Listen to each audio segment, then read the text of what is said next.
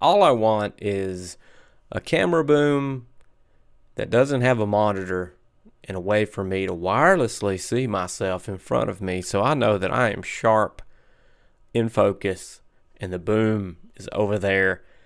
I don't have to get up to make little changes. Why can't that exist? It does exist. This is the Benbox.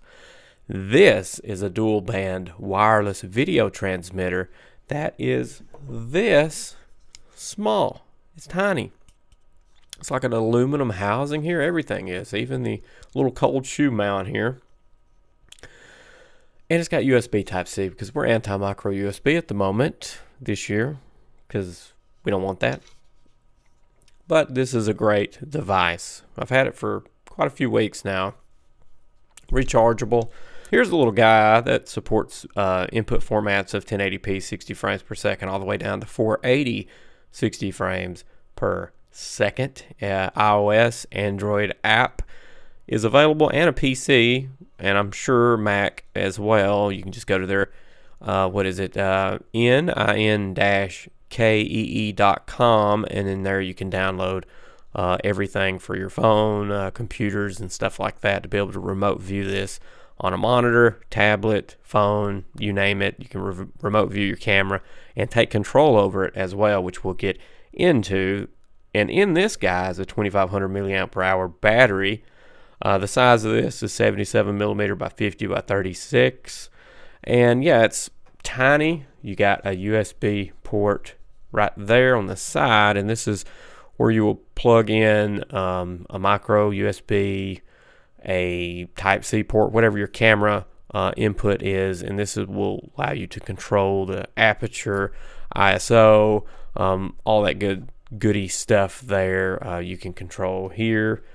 Over here on this side is HDMI. Now you will need to supply this cable yourself, and this will go into your mini HDMI, whatever input that you have on your camera for video out signal. So you don't need a clean signal out. You're just viewing it so you can make changes or whatever. And you see the heat sink right there on the back. It stays pretty much cool. Antennas across the top through here. This is this aluminum cold shoe mount with 1/4 inch thread inside. So if you want to tripod mount this, you could.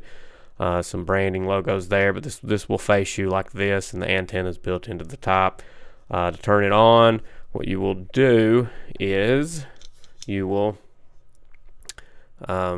tap twice and hold on the second tap to turn on like so, and you get a battery indicator, which is really nice. Everything looks good and clean. You'll see when you're connected. Double tap and hold on the second tap to turn off. So real easy. You'll charge this via USB Type-C. Hallelujah.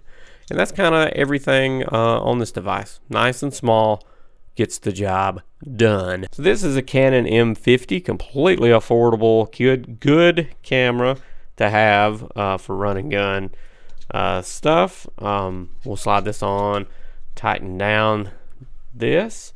Already have the micro USB plugged in here that comes with it. Plug it into the side. Here is the mini HDMI, I believe it is. And then we're just going to plug this up into the side there. So this is what you kind of have. Also, just for your knowledge, you do get a host of cables that are labeled like Sony. Has a longer micro USB on it to get to a Sony camera. This one is a mini USB. I hope to God you don't have anything with that on it. But if you do, there it is. This one's labeled Panasonic with a 3.5 inch jack, little there on it for Panasonic cameras, and this is a Type-C port thing here that you can use to charge it. You got the idea, but it comes with all this stuff. So now we're just going to power on the camera, power that on, and now I'm going to just double tap, hold, and now for everything else we're going to shoot over to my phone. Okay, I've downloaded the INKEE app, INKEE. You'll just open this guy right on up, and then you're greeted with this screen here. And then what you'll do is you'll go into your Wi-Fi and connect to Benbox. And then notice mine says Benbox Isaiah. You can change that, and I'll show you where in just a second. You can change that here. So if you want a custom name and password for your device, you can set that up there. You can also update this Benbox in this location here. So I'm going to press play, and then we will get a video feed that you see there on my phone. So it's pretty quick. The latency is 100 milliseconds. I think 130, 140 milliseconds. Let me see if I can find that information for you. It is 150 milliseconds, so not completely terrible. There is some lag there, but not bad. On the phone itself, you can control shutter, aperture, and ISO, and it works. You can see it making the changes down below. And I have mine set to 60 frames per second, so I doubled that, 1/125th, and then you can control this. You can see you can just scroll up and down to control this. I keep it nice and open, f3.5, and here's the ISO. You can change that here. We'll go to that, sure. But just to show you, it can go all the way down. We'll watch it get nice and dark. Boom, blackout. And this is just totally nifty in my eyes to be able to do this and to get yourself nice and tacked in from across a room. So there you can see there is some lag a little bit, and of course the color correction and all that's not there. There is a little bit of lag, but you can tell that you're framed up and it's usable. It'd been nice if it's a little bit less, I'd say, but it's still okay. It's on par with some of the monitors I've had with a little bit of lag, but most of the time, you know, hey, it's usable. And one of the things I had to do is turn off my data.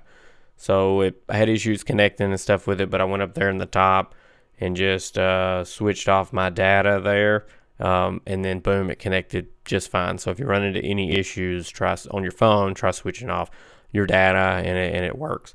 But here you can see, boom, boom, there's a little bit of lag that is existing. And also you can double tap the screen to get the controls to go away. And also on the lower right, you can add the rule of thirds if you want, which I like. There's a LUT control there. If you have the capability to do that, you can mess with some LUTs there, which is nice. So there you can see toggling that on and off. It does show if something's kind of blown out a little bit there. So that's nice. And then there's your red, green, and blue. It really does everything that I want it to do, and I don't have any issues with it. Gives me a picture, lets me know if I'm in focus or not, and gives me a little bit of the controls to correct that image. And overall, I really like it. I don't see a reason why, if you're not a content creator, that you're usually working with a small monitor, medium-sized monitor, which is away from you on a boom or a tripod or anything like that, why you wouldn't want to use this. So kudos for Benbox for making something that's pretty affordable, very small, pretty neat. You know, I like it. I like it a lot. No issues with it thus far. Holds a good battery life on it. I'll leave a link down in the YouTube description with all the specs that I didn't go over if you want to see it and check it out. Also look at other people's reviews. And yeah, if you're in the market for something like this, to not buy a monitor, like you can get by with not spending $500 to $1,000 or something for a monitor. If you're doing something like this or whatever, and you just want to see yourself on the PC here and get a live broadcast and get an idea of what you're doing with a little bit of lag to it, 150 milliseconds, go for that. Try it out first. Spend a few $100 like on the Canon M50. Slap this thing on, and then boom, on your PC, on your tablet or whatever, and start making some content.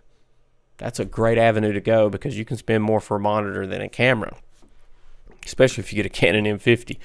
But make sure to explode on that subscribe button and ding that bell so you get notified on the next pretty cool product review that I got coming. And I know I got one coming up pretty soon. See ya.